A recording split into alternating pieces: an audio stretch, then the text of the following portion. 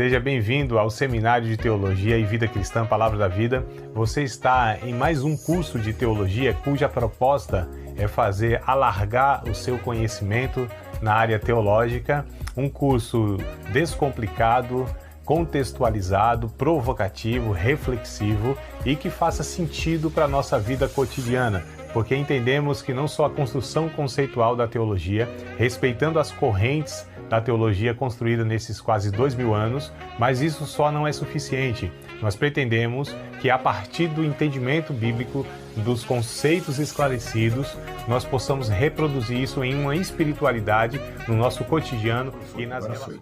Bom, a gente vai dar continuidade então, aquilo que nós falamos na semana passada sobre a importância do discipulado, a necessidade do discipulado, o discipulado não sendo uma opção, não é uma opção. Quem começa a seguir a Cristo tem a opção de ser discipulado ou não. Não tem opção, né? É até eu digo natural, né? Infelizmente, não é que em todos isso acontece. E quando eu digo natural, é porque é da natureza, não é que é automático, tá? Então não confundam a palavra, o termo e o que eu estou usando aqui como natural, como sendo automático. Eu disse na semana passada que isso precisa ser intencional, programado, né? Isso precisa ser algo canalizado, direcionado, tá? Então não é algo que acontece se nós não fizermos nada. Se nós não fizermos nada, nada acontece. Pelo contrário, né? Se não fizermos nada, se não buscarmos intencionalmente a Deus, a compreensão, né? Essa maturidade que o discipulado propõe, na verdade nós corremos até um risco de regredir na espiritualidade, a voltar aos antigos pecados, né? Aí está, porque assim, a vida cristã, ela não é linear, né? Ela não é uma reta, tá? Ela é uma inclinação. Então, numa inclinação, ou você se esforça para subir, ou naturalmente, pela lei da gravidade, você vai descer, você vai regredir, tá? Então, pegando essa figura para exemplificar, né, metaforicamente, que ou nós estamos progredindo, crescendo em Cristo, ou vamos regredir, porque a nossa velha natureza ela é corrupta, ela é corruptível, ela se corrompe se nós não fizermos nada. O Evangelho que precisa ser atuante na nossa vida, né, o Espírito Santo que precisa no nosso coração ter um espaço, lugar para que Cristo possa sendo edificado em nossas vidas, como diz Paulo, lá em Efésios capítulo 4, por exemplo. Até a gente vai ler esse texto daqui um pouquinho para abordar uma questão lá. Mas aqui, então só dando essa recapitulação do que falamos, né, na semana passada, eu quero dar continuidade aqui sobre a questão de discipular. O que é discipulado, né? O que é o discipular? É caminhar pessoalmente e individualmente com aquele que se pretende discipular. Então as pessoas pensam que o discipulado ele é possível fazer à distância, sem acompanhamento, ou é possível fazer assim, senta a pessoa na sala, dá 13 lições lá, 3 meses, né, ensina ela o que é batismo, o que é dízimo, o que é isso, o que é aquilo, e discipulamos a pessoa. Não é assim. Né? É uma jornada com essa pessoa, é uma caminhada com essa pessoa. E, como eu disse aqui, pessoalmente, né, e individualmente. Então também não discipula no coletivo, nas multidões. Opa, Elenúcia está vindo aqui também, ó. Bora lá. Elenúcia, bem-vinda, amada. Chegou no começo, viu? Estamos na introdução aqui, então fique à vontade.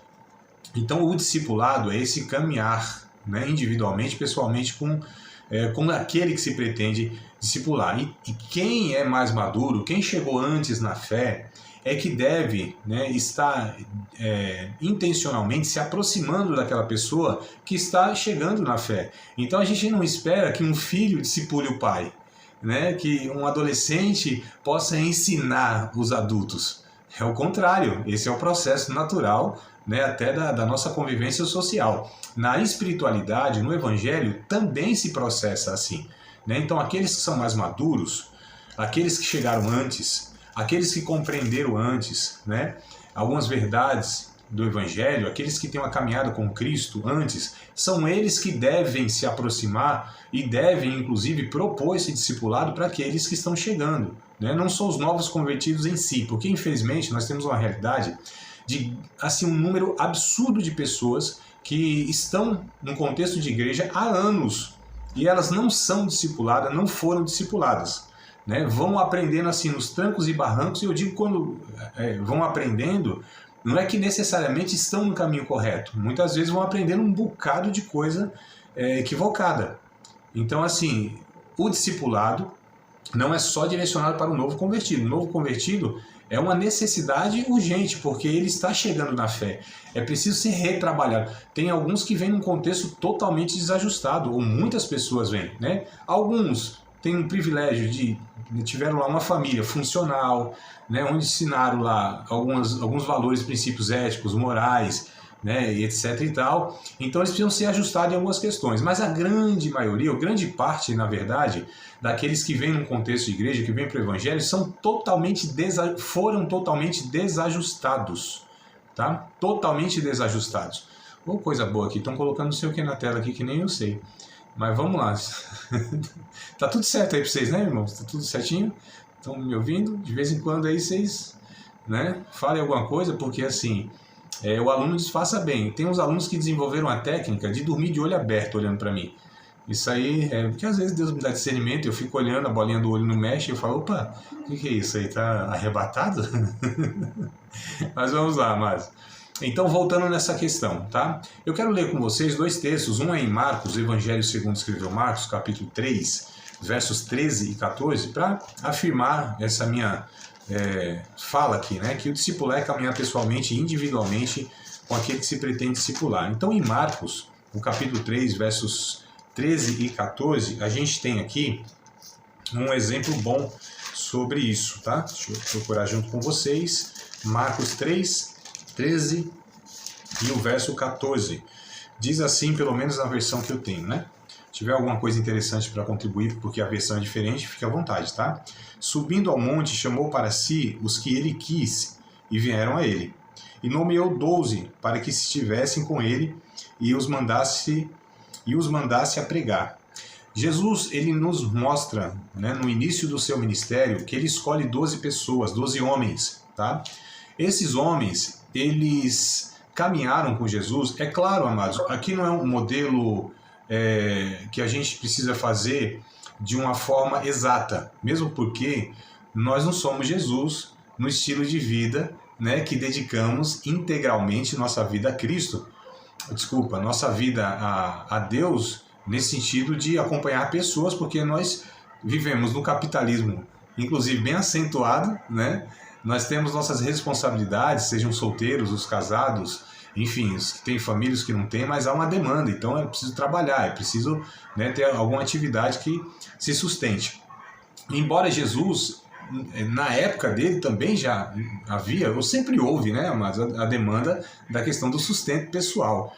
Mas ali a gente percebe que Deus preparou, inclusive a maioria daqueles que sustentavam Jesus eram as mulheres, né? Às vezes a gente não destaca isso, né? Então Lucas vai dizer lá, Lucas capítulo 8, se não me falha a memória, vai dizer que muitas mulheres, ou algumas mulheres ali que acompanhavam o ministério de Jesus, eram elas que patrocinavam, né, esse ministério de Jesus, porque o povo precisava comer, Jesus também comia, né?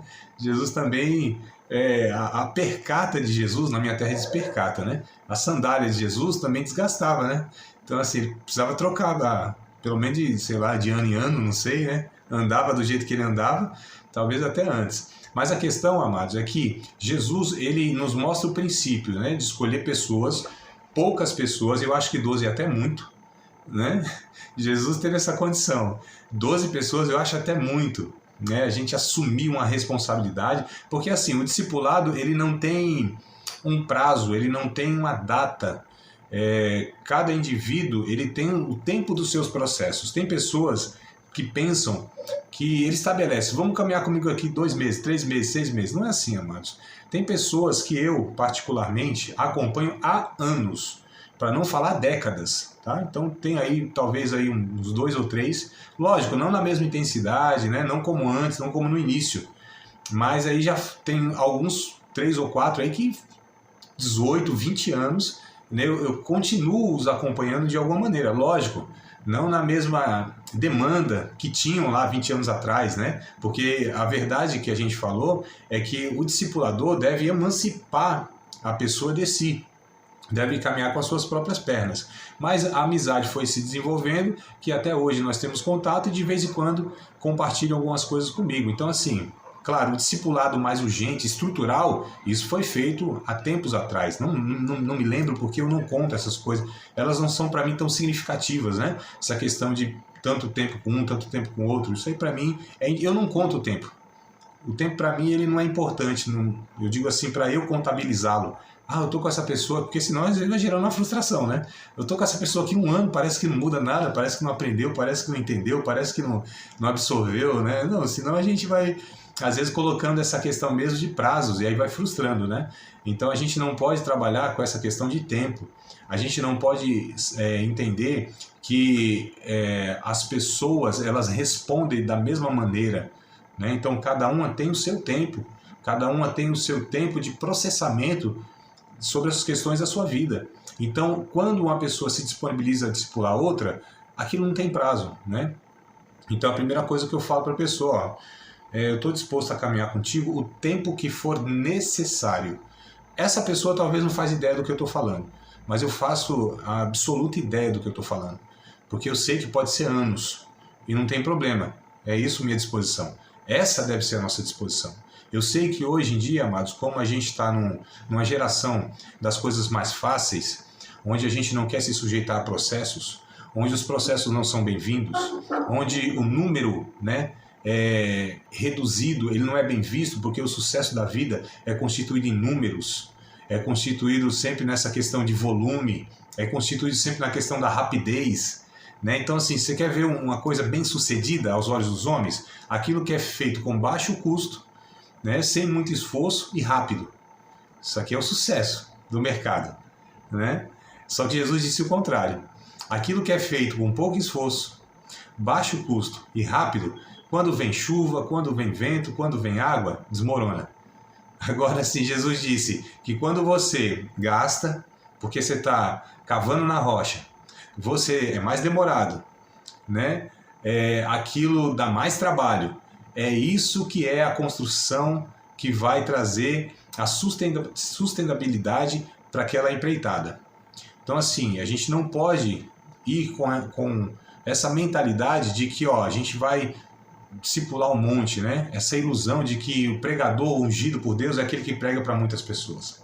O pastor de sucesso, abençoado, um ministério aprovado por Deus é aquele pastor que tem 1000 pessoas como membro da sua igreja, que a sua igreja é uma catedral, é aquela coisa toda. Não, amados, Deus ele não tem esses critérios. Deus ele não tem essas réguas.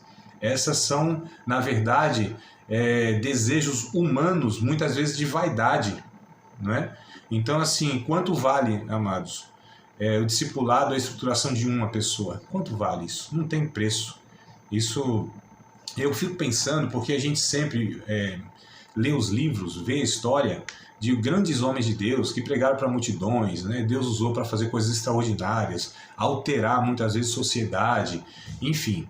Só que eu fico pensando nos anônimos, por exemplo, né? Tem um exemplo bem emblemático, que é o do Moody, né? Dwight Lyman Moody, um dos maiores evangelistas, talvez o maior evangelista do século passado, Dwight Lyman Moody. E diz aí os historiadores que ele levou a Cristo mais de 1 milhão de pessoas, né? Mais de 1 milhão de pessoas.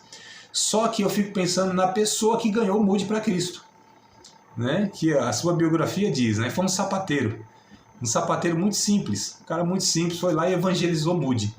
Então, assim, esse cara que ganhou Moody para Cristo, e Cristo usou para ganhar milhões de pessoas. Mas e sem esse sapateiro? E sem esse discipulador?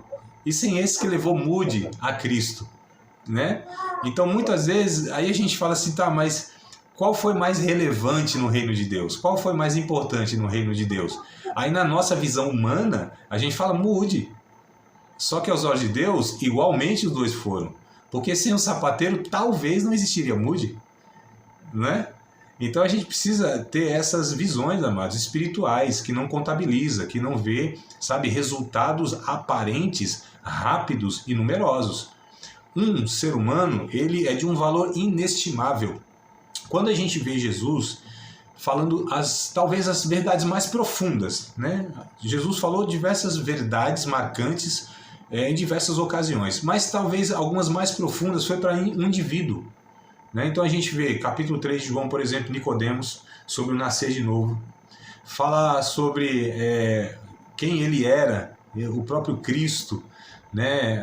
Sobre quem é Deus, sobre o que é adoração para uma mulher samaritana. Né? E até a gente vê, você vê, a mulher samaritana. Jesus, ele fala com uma mulher, essa mulher ouve Cristo, né? Vai para a cidade e arrasta a cidade toda para ouvir Cristo.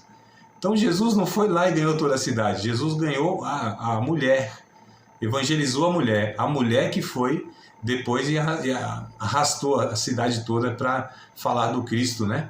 Então percebam, amados, né? Como Jesus não se preocupa com multidões. Ele fala para multidões, só que ele não faz diferenciação entre um indivíduo nos bastidores, onde ninguém estava vendo, né? E também falar na cidade para milhares de pessoas.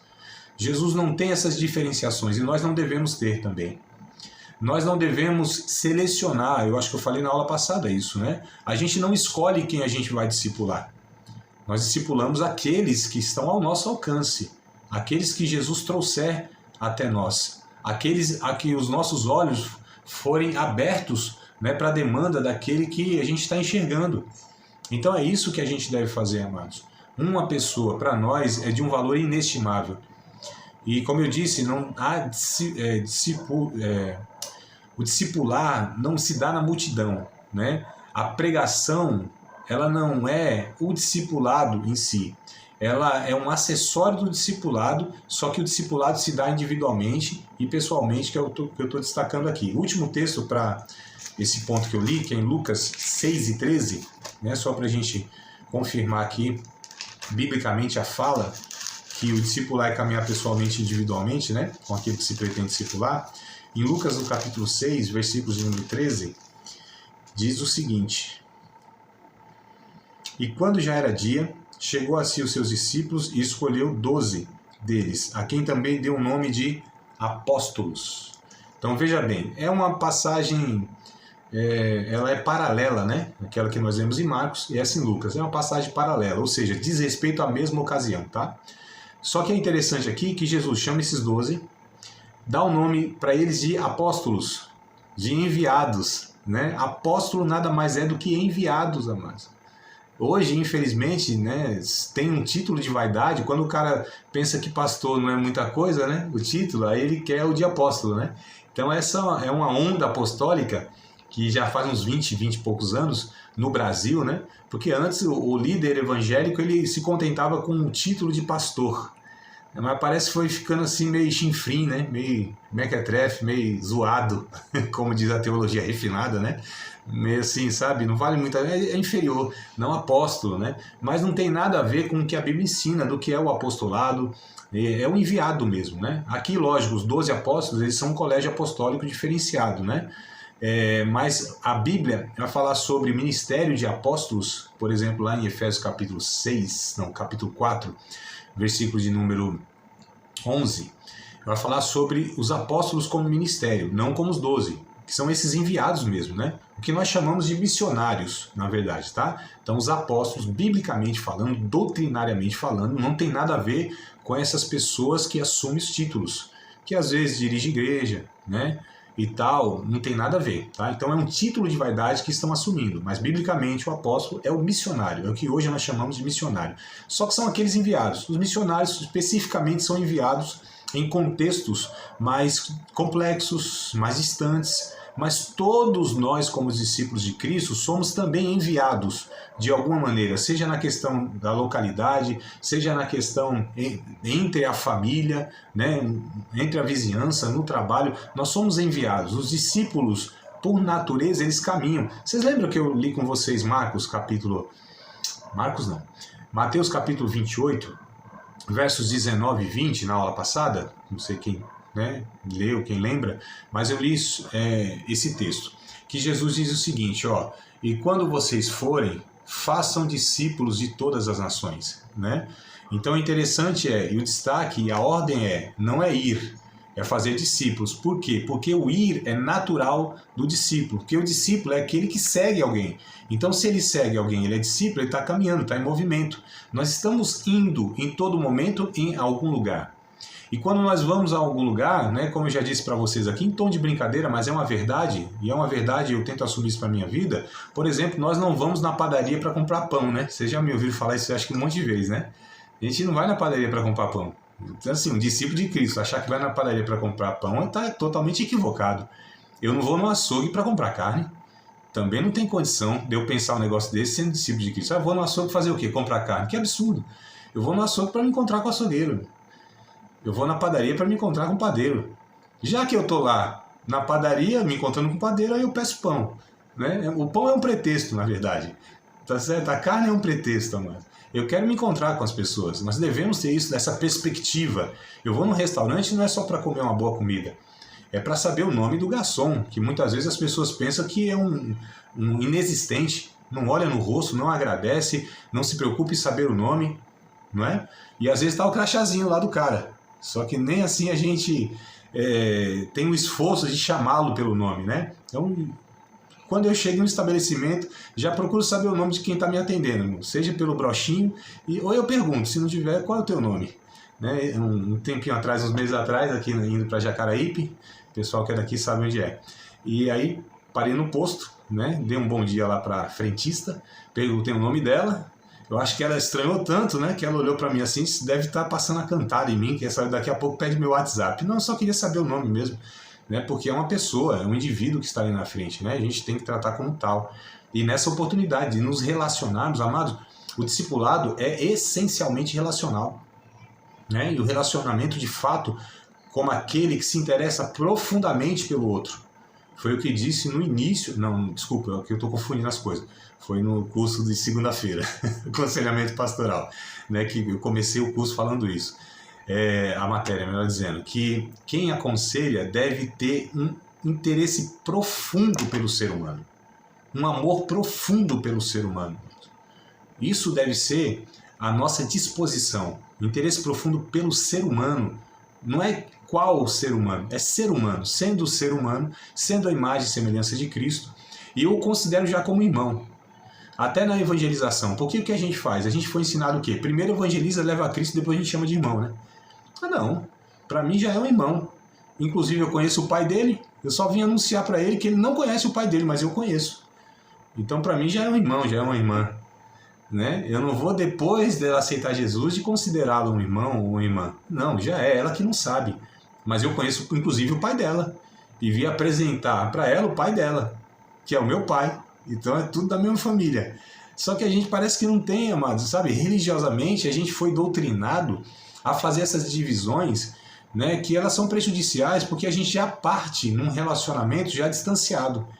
E a gente já não considera que aquela pessoa faz parte, inclusive, da nossa família. Né? Pelo menos na minha ótica, na ótica de Deus, é isso. Se ela recusa, é outra história. Se ela não quer, é outra história. Mas a minha disposição, a minha inclinação deve ser essa, né? Mas vamos lá, meus queridos. Vocês têm alguma coisa a falar, perguntar, comentar? Vamos olhar as palavras aqui, viu? Não? Tá tranquilo? Diga, Pezão. Professor. Pode falar. Vou aumentar aqui o volume para os irmãos escutarem. Pode falar. E André, tudo bem? Lembrando que no versículo 18, né, Jesus ele fala, né, que toda a autoridade nos foi dada, né? O termo, né, na referência de Mateus, no capítulo 28, que fala indo, né? Esse termo indo é o nosso culto racional, né, o nosso dia a dia, o nosso testemunho, o relacionamento com os próximos e também os distantes. Sim, sim, exatamente. Isso. Tá tranquilo? Pensei que ia continuar. Exatamente. É exatamente isso daí, né? Sobre essas questões da liturgia e até mesmo, né, da religiosidade, muito afasta, né, pessoas que deveriam nós, né, chegarmos de uma forma bem natural, né, sendo que nós somos chamados para fora. Não limitados, né, por causa das coisas aqui de dentro, né, das quatro paredes da igreja. Sim, a espiritualidade ela não pode estar centralizada e girar em torno de uma liturgia dentro de um local, né? A minha espiritualidade ela não é exercida geograficamente, tá? Não existe geografia para aquele que adora a Deus. Voltando, né, a João 4, onde a mulher samaritana pergunta: e aí, Jesus, onde é? Onde é o lugar? Né? É na Assembleia, na Metodista, na Batista, na Presbiteriana? Onde é? E Jesus disse: mulher, nem em Jerusalém, nem em Samaria. A hora vem, agora já chegou essa hora. Que os verdadeiros adoradores adorarão o Pai em espírito e em verdade. Porque o Pai é espírito, então importa que os que o adorem em espírito e em verdade. Então, não é geograficamente. Nossa espiritualidade ela é exercida onde nós estamos. E onde nós estamos? Onde Deus nos envia. Onde Deus nos envia? Em todos os lugares que nós frequentamos. Nós somos enviados. Se somos esses missionários, se somos esses apóstolos, né, de uma forma genérica, claro. Eu sei que tem as questões específicas ministeriais, mas eu estou dizendo que um discípulo, a adoração, ela não se dá geograficamente, liturgicamente, num dia ou outro, dentro de um espaço que teimosamente nós chamamos de igreja. Tá certo? Ali também pode acontecer isso, mas não é só ali, nem é principalmente ali, e nem deve girar em torno dali, né? John Wesley, um dos grandes homens aí na história do cristianismo, ele disse assim: a minha paróquia é o mundo, né? A minha paróquia é o mundo. Então, assim, onde é a nossa paróquia? É o mundo, amados. Né? Mas o que mundo está se referindo? Estou falando este mundo aqui, nós estamos nesse mundo. Então, assim, a gente precisa entender que Deus amou o mundo, amou as pessoas. Onde estão as pessoas? Em todos os lugares. E é por isso que nós entendemos que nós adoramos a Deus em todas as ocasiões. A adoração, ela não se resume a atos de louvor, de orações, de leitura bíblica, como nós fazemos, por exemplo, num culto. Né? Tem esses 3 elementos aí principais, né? Louvor, leitura bíblica e oração. E as manifestações, ou os exercícios dos dons e tal.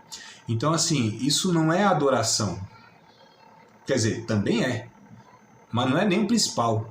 Porque a adoração não é aquilo que eu faço esporadicamente em alguns locais. A adoração é aquilo que eu sou onde eu estou. A adoração é manifestar uma natureza de Cristo nas relações. Ato de louvor é uma coisa, é onde eu canto. Isso é ato de louvor. A adoração inclui o louvor. Mas o louvor não é adoração. A adoração é aquilo que eu sou da boca para dentro. O louvor é aquilo que eu falo da boca para fora. Mas não entenda esse falar da boca para fora como pejorativo, tá? Que a gente usa, falou da boca para fora. Não é isso. Eu só estou fazendo aqui esse trocadilho, essa dinâmica para a gente entender. A adoração é interno, é natureza, é manifestação da natureza de Cristo, é caráter, é subjetivo. Né? Louvor é verbalização daquilo que eu reconheço de Deus, que a gente faz isso principalmente pela música. Então a gente precisa entender essa dinâmica, porque senão isso vai afetar, amados, nessa dinâmica do discipulado.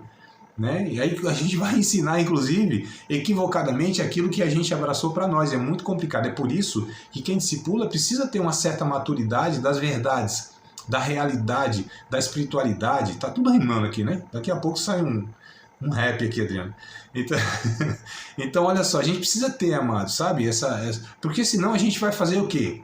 E, inclusive é o que eu vou falar agora em seguida, né? A gente vai fazer uma pessoa igual a nós. Então o discipulado muitas vezes é um proselitismo, onde a gente gera uma pessoa igual a nós e nem sempre essa igual a nós é aquele que está sendo reproduzido pelo Cristo. Né? Então, por exemplo, os fariseus, eles eram discipuladores. Só que o discipular deles era o proselitismo. Eles faziam pessoas, inclusive Jesus disse, vocês fazem pessoas pior do que vocês, inclusive filhos do inferno 2 vezes. Porque vocês nem entram no céu, nem deixam eles entrar, vocês fecham a chave do céu. Então a gente precisa tomar muito cuidado para não reproduzir nas pessoas nossos vícios religiosos, nossas imaturidades, nossos legalismos, nossas ignorâncias. Né? É preciso tomar muito cuidado, porque assim, nós até ensinamos o que nós sabemos. É até a frase que eu coloquei aqui. Só que nós geramos aquilo que somos. Então, o que é o discipulado? Não é apenas a instrução, a fala, né? É o transmitir vida, é gerar vida. A gente está falando de vida espiritual, amados. Então, assim, Jesus ele discipulava pela instrução e pelo exemplo. A vida de Jesus, a sua vida diária, nas relações, nos exemplos, era uma forma de ensinar. Então nós temos duas maneiras de ensinar, de discipular, melhor dizendo, tá? Duas maneiras de discipular principais, que é a instrução, precisa se orientar mesmo, se instruir mesmo, se ensinar. Então como eu vou ensinar se eu não tenho propriedade no ensino, se eu não conheço as verdades bíblicas? Então não se pode discipular uma pessoa, sendo que esse discipulador, ele não tem uma noção, assim, base, né? Base, eu ia falar básica, mas quando eu falo básica, às vezes as pessoas confundem como coisa simples. Não, básico é porque é base, tá? Porque é o alicerce do negócio. Então quem discipula precisa sim ser um cristão que entenda as verdades do Evangelho. Não precisa ser um teólogo formado, não precisa ser um cara aprofundado nas escrituras. Bom seria, né? Bom se fosse, mas não é. Mas precisa ser um cristão que entenda minimamente da fé para que possa estar instruindo. Então é pela instrução. Você precisa ensinar de fato, né? Então, assim, a gente tem um exemplo de instrução, que é o Sermão do Monte. Vamos pegar o exemplo de Jesus aqui. O melhor exemplo que a gente tem, né? Não sei se vocês sabem, mas não é Paulo nem Pedro, é Jesus, tá? Eu vou até molhar de novo as palavras. Então, Jesus dá o exemplo da instrução. Nós temos o Sermão do Monte, né? O principal sermão, o maior sermão. Aliás, tudo que é ensinado no Novo Testamento, tudo, amados, tudo que Paulo ensina, Pedro, Judas, Tiago, quem quer que seja, todo o Novo Testamento deriva, até os ensinos de Jesus posterior, deriva desse Sermão do Monte. O capítulo 5, 6 e 7 de Mateus é a base e é a fonte de todos os ensinos do Novo Testamento.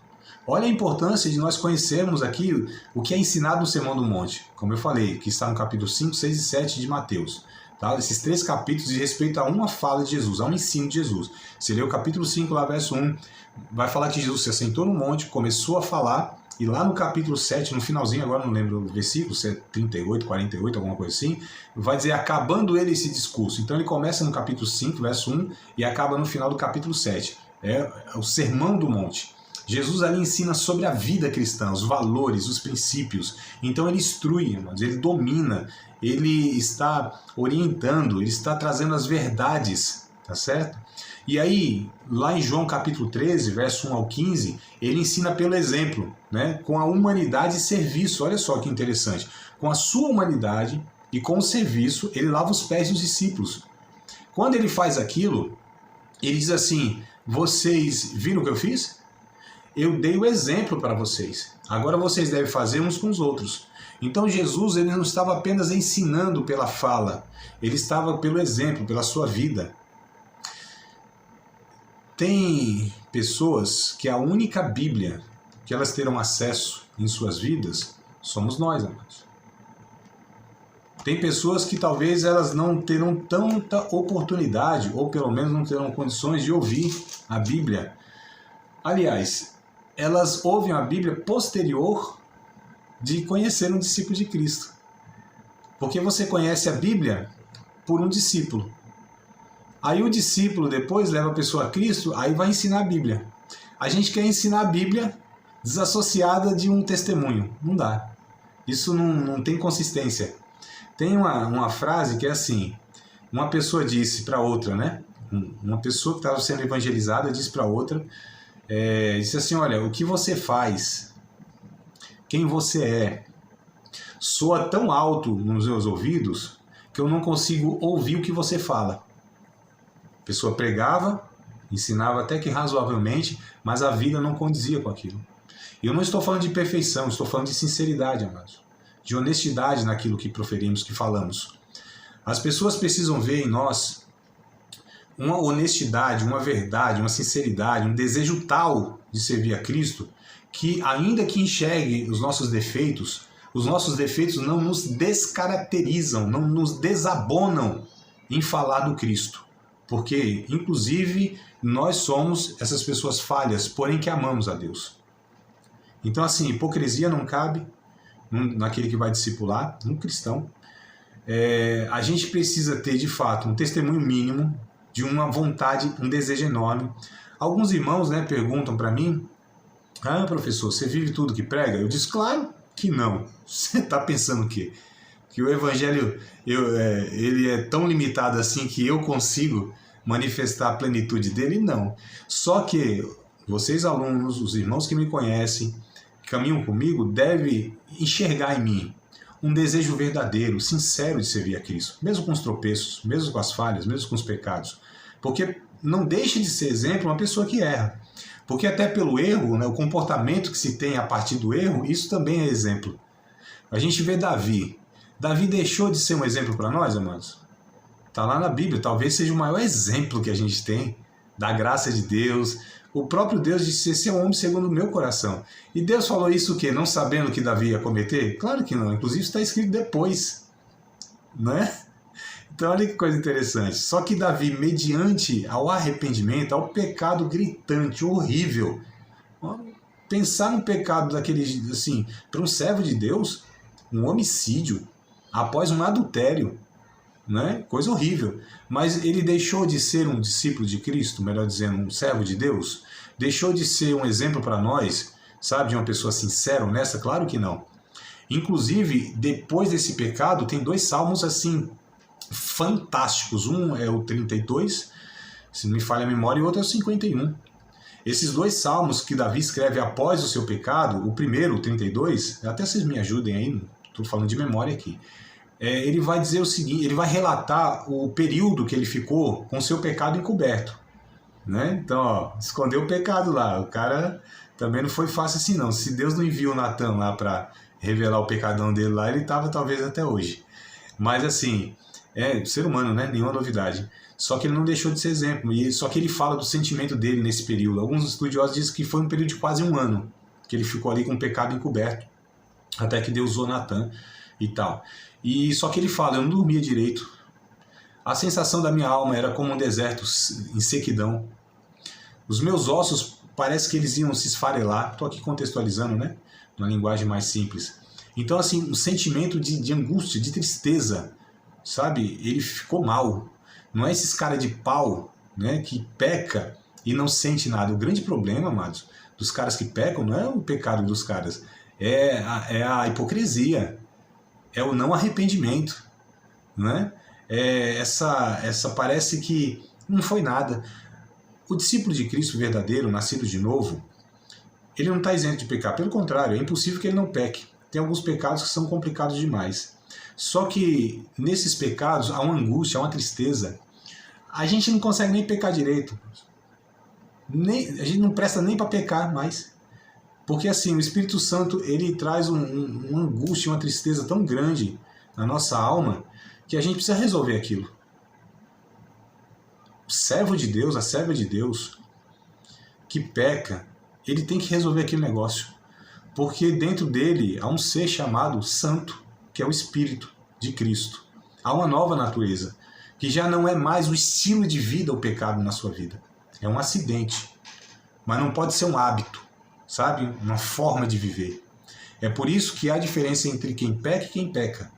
E quem peca não quer dizer que não é servo de Deus, que não. É o que se segue após o pecado. Então Davi escreve o Salmo 32 e depois o 51.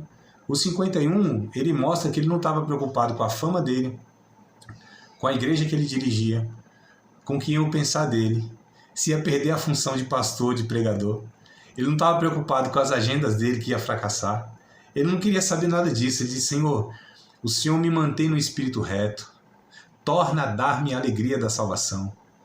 Não retire de mim o teu Espírito Santo. Senhor, se tu quisesse, eu daria para o Senhor bois, sabe, sacrifícios, mas o Senhor não se agrada disso. O que o Senhor se agrada e não despreza é um coração contrito e quebrantado. Dessas coisas o Senhor se agrada. E está aqui o meu coração, quebrantado e contrito. Então a gente vê essa diferença, amados, né? E a gente precisa ensinar essas coisas, a gente precisa ser, sabe? A gente precisa se humanizar no discipulado, para que esse que está sendo discipulado não fique tão distante do discipulador, achando que o cara está num patamar, num nível, né? De vez em quando tem uns equívocos desses, né? Nossa, eu queria ser como você, nisso, naquilo. Oh, meu Deus, não sabe nem a metade da missa. Não sabe os pecados, as fragilidades, as dificuldades e tal. E é bom que a gente vá se mostrando, amados, sabe? A humanidade, né? Os líderes, pastores, pregadores, pessoas que estão em mais destaque, vendem uma imagem irreal, ilusória.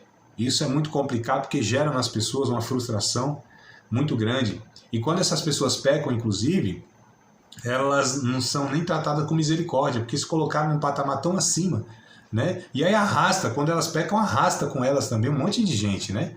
Porque a referência eram essas pessoas, sua falsa santidade, sua falsa espiritualidade ilusória, né? Então esse é o grande problema. E o discipulador precisa direcionar, levar as pessoas a Cristo, é a maior referência. Nós não somos referência, amados. Paulo disse lá em 1 Coríntios capítulo 11, acho que é verso 1, me imitem, porque eu imito a Deus. Paulo tirou dele essa referência última, né? Esses dias não, ano passado, aí, uns poucos meses atrás, um rapaz falou para mim, eu discípulo de fulano. Eu fiquei preocupado assim, né? Nossa, você é discípulo de fulano? Que coisa, hein? Tem que ser discípulo de Jesus, né, amado? Os discípulos são discípulos de Jesus. Nós não temos discípulos. Eu não morri na cruz por ninguém. Meu sangue não salva, não apaga pecados de ninguém. Então, assim, no máximo, eu sou um discipulador. Eu não tenho discípulos. Eu sou um condiscípulo. Tem esse texto lá, né? Tem esse termo, né? Me parece que é lá em Atos, né? Que disse assim, não, eu sou um condiscípulo. Então, nós todos somos discipulados. Estou discipulando, mas também sou discipulado. Eu também sou um discípulo de Cristo. Então, a gente precisa tomar cuidado com todas essas questões aqui, senão a gente vai gerando um bocado de coisa ruim, amados. Né? Então, eu disse que Jesus deu exemplo com o serviço, lavou os pés dos apóstolos, sendo ele mestre e senhor. Então, a gente muitas vezes vai discipular e quer que as pessoas nos sirvam como prova de que elas são humildes, né? Só que ao contrário, Jesus ele serviu as pessoas e disse, eu sou humilde. Então, se eu sou humilde, se vocês me chamam de mestre, o que resta para vocês? Ser, no mínimo, igual mestre, humilde. Façam uns com os outros, inclusive, não é só comigo, não. Porque as pessoas, às vezes, né, elas vão sendo discipuladas e elas são humildes para os caras que estão discipulando ou o cara que está discipulando ela. Só que não é com os outros. Porque há um interesse aí.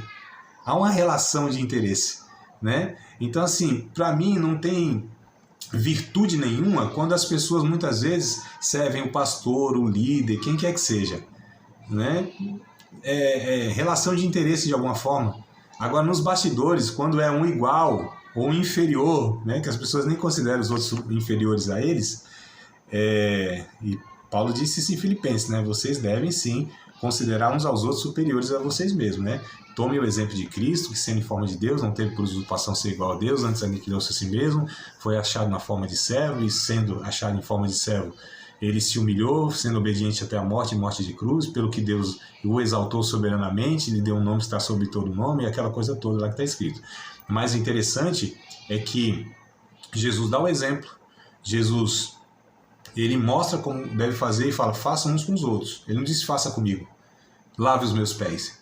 Ele disse, lave os pés uns dos outros, vocês aí, né? E aí o Filipenses capítulo 4, verso 8 e 9, tem esse texto também, que Paulo, né, o apóstolo Paulo, discipulando também o pessoal ali na cidade de Filipos, capítulo 4, verso 8 e o verso 9. Ele disse assim, quanto ao mais, irmãos, tudo que é verdadeiro, tudo que é honesto, tudo que é justo, tudo que é puro, tudo que é amável, tudo que é de boa fama, se há alguma virtude, se há algum louvor, nisso pensai, ou seja, isso que ocupe o vosso pensamento. O verso 9 aqui é chave, ó. O que também aprendestes, recebestes, ouvistes, vistes em mim, isso fazei, e o Deus de paz será convosco. Olha que coisa interessante, vocês viram em mim, vocês ouviram de mim, vocês aprenderam de mim, vocês receberam de mim, então façam isso.